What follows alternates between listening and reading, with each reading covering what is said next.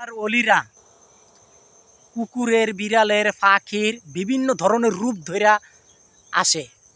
এটা ভাই আপনি বুঝতে পারবেন না। আমরা সবাই যেই কোনো পশু পাখিকে আমরা অসম্মানী করব না এবং আঘাত করব না ভাই। আল্লাহ পাক কার মাধ্যমে কি দিয়া দিছে এটা বলা যায় না।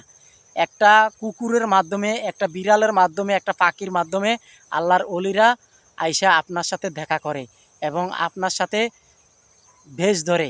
ভাই আসুন আমরা সবাই আল্লাহর অলিদেরকে সম্মান করি।